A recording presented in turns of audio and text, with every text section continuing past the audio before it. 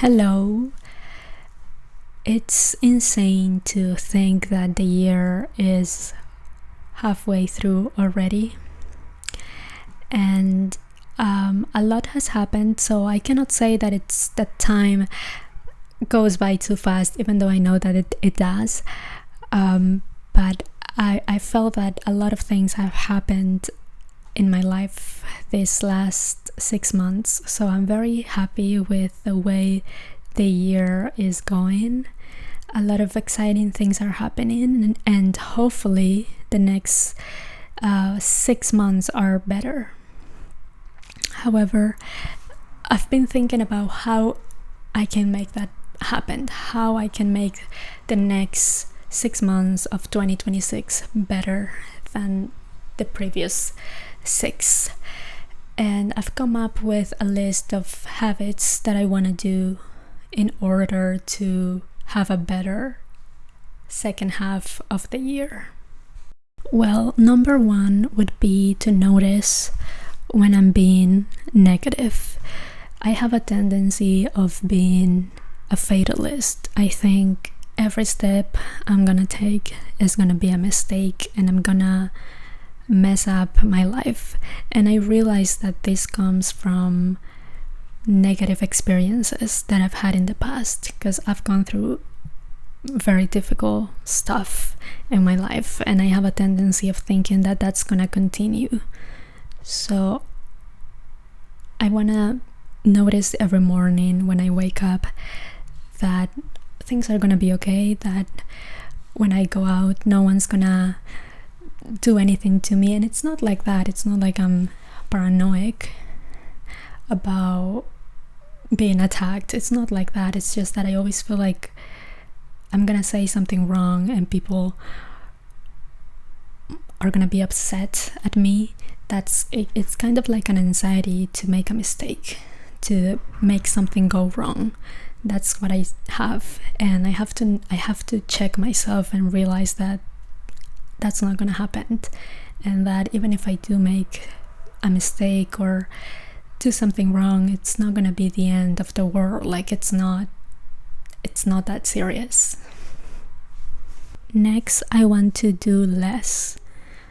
I am a woman with many dreams, and that's something I need to work on. Not that I have to kill my dreams, of course not. However, I don't want to want too much out of life. And I feel like that's a reality. Wanting too much, you end up suffering. So I want to do less and want less. So I'm not gonna overwork myself or make my schedule too heavy on doing things, on doing tasks, on completing things.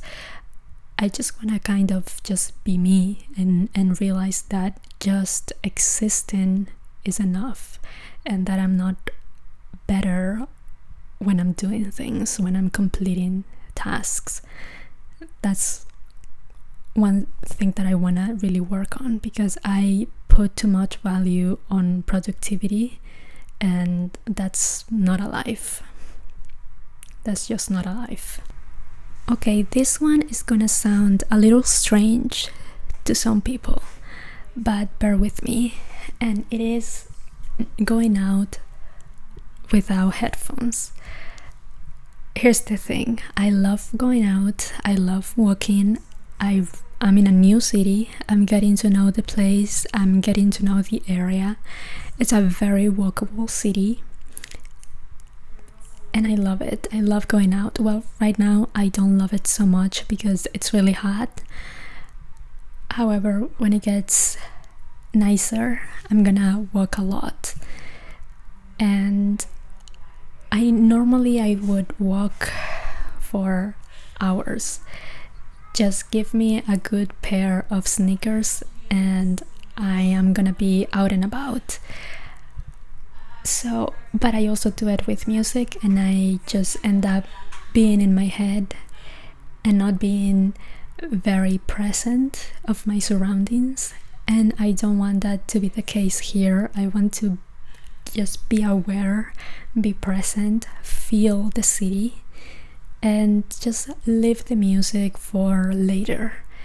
You know, just be present as I go out for a walk, or even if I go to the supermarket. I don't know, just be present. Next, I want to put out a YouTube video every week, and that's gonna be hard for me because I'm someone who feels like I have nothing interesting to say and that no one wants to listen to me. So putting out a YouTube video is gonna be therapy for me, of just being out there, putting myself out there, making sure that I have a voice. I think I have to fight that internal voice telling me that I don't have a voice and that I don't deserve to be heard, and the things that I have to say are not important, because I know that they are. And I don't know how that's gonna work. I need to figure out the logistics of putting out a video every week, because I feel like I really don't know. I don't know what to make the video about, but I'm gonna figure it out, and it's gonna be great, and it's gonna be a creative exercise also. So therapy and a creative exercise. And last but not least is gonna be discovering a new artist every week. There's so many great musical artists out there making great music, and I feel like I'm missing out on so much greatness. So I want to actively look for a new artist, and adding to that, I also want to listen to classical pieces every week. So like a classical piece every week. Like, I don't want to overwhelm myself and end up not doing it. Again, I have to do less. So I feel like one artist and one classical piece a week is a good way to broaden my musical taste, to discover new music. And as a musician myself, I have to do that. So I'm gonna leave you with 2 music recommendations, an artist and a classical piece for this week. Okay, so the artists that I want you guys to listen to, because I've been listening to them and I think they're great. They're a duo. They're called Kiss Facility. They make music in Arabic, and it's really cool. Their music is really great.